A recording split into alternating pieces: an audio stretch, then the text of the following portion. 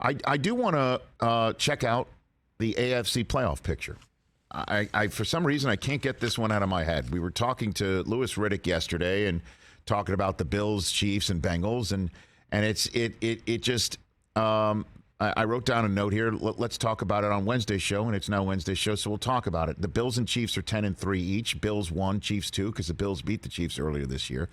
Ravens at 9-4, Bengals at 9-4. Ravens are at 3, Bengals are at 5, because the Ravens beat the Bengals this year, and they play each other in Week 18.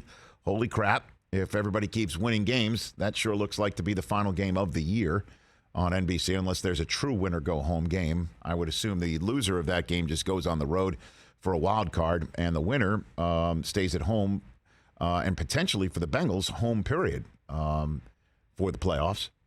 And that's where I want to kind of hit this subject matter, as the Titans and the Dolphins and the Patriots and the Chargers and the Jets are all in the orbit.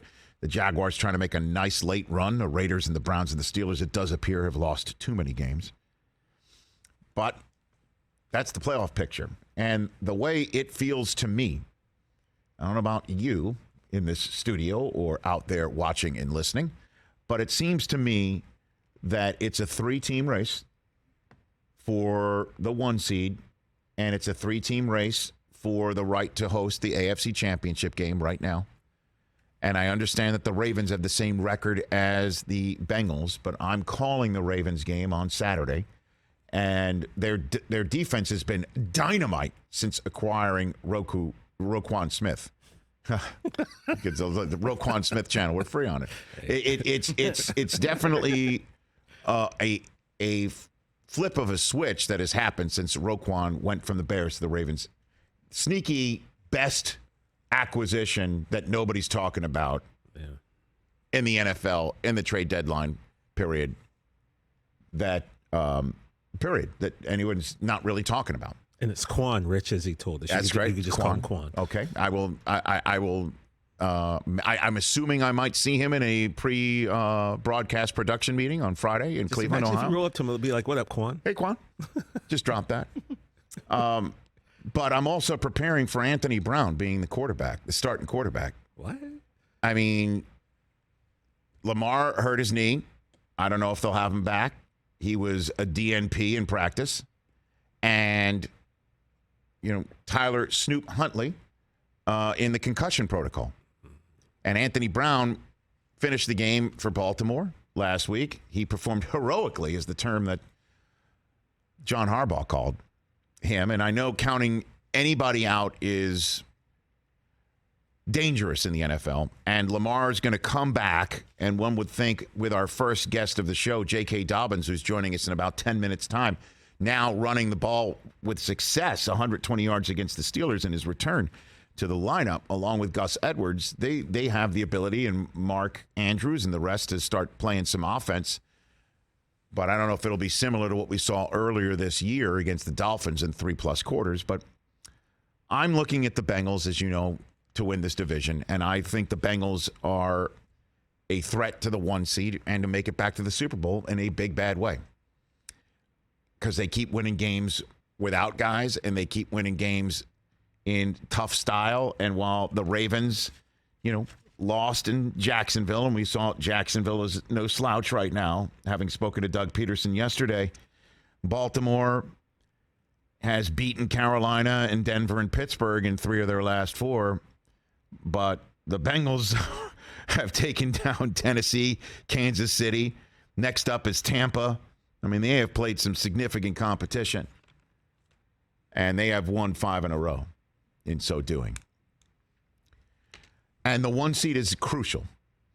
It is crucial because whoever takes it will wind up, if you look at the AFC playoff standings, they will sit at home and watch a wild card weekend go down. Right now, it would be the Patriots visiting the Chiefs, and it would be the Bengals visiting the Ravens. Oh, my goodness. And it would be, the Dolphins visiting the Ravens, and it would be the Bengals visiting the Titans again. And the Bills would sit back and potentially watch, I would imagine, the Chiefs and Ravens at it. And then sit back and take on the winner of the Titans, Bengals, Dolphins, and Patriots. And that won't be that great if you think about it. And if you think about it as well, the Bengals, if they're one, you're just assuming that maybe, just maybe, the Bills and the Chiefs wind up seeing each other in the divisional round.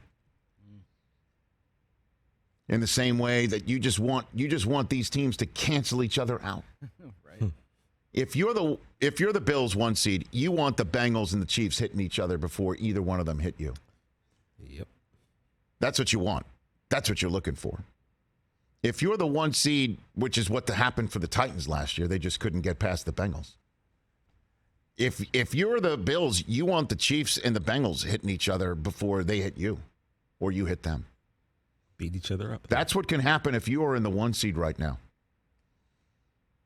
Now, it's entirely possible that whoever winds up being the 5 seed, if it's the Bills, I don't think so. I think they win this division, and I think they take a big step forward by beating the Dolphins on Saturday night. If it's the Bengals, that's the best chance I think that you have. But if the Bengals, let's just say, survive in the AFC North, your best chance would be you get the Ravens in your house as the 1 seed, and then you watch the Bengals and the Chiefs hit each other, and the Bills sit back on the 1 seed and watch that game develop in the divisional round while you take on, say, the Ravens or the Chargers or the Jets or the Patriots or the Titans or the Jaguars. I mean, the 1 seed could get the Jaguars, the Chargers, the Patriots, the Ravens in your house. Would you rather touch either of those teams, or would you rather fight it out with the Bengals or the Chiefs? Oof. No thanks. If you're the Chiefs, would you rather fight it out with the Bills or the Bengals or any of the above? And I know I'm saying this stuff about the Ravens, and I'm going to see them shortly, and it's fraught. It's fraught with them being able to catch fire in December, and Lamar comes back. I'm keen to see what this passing game looks like to take the top of a defense off if you need to do that in the playoffs. Certainly if you're going against the Bills or you're going against the Chiefs, a team that can do that. But that's the 1 seed. That's why the 1 seed is so crucial here. Is you can have the 2 best teams supposedly in the AFC not being the 1 seed, fight it out, and you don't have to see them. Don't forget last year Bills-Chiefs was not the AFC Championship game. It was the divisional playoff round, which would have worked out chef's kiss for the Titans if they could have only beaten Joe Burrow. Instead, we all know the Chiefs survived in the last 13 seconds, and Burrow had to go visit them, and he beat him. Mm-hmm. If I'm the Bills, man, I'm rooting for the Bengals. I'm rooting for the Bengals hard to win that division. I don't want to see them.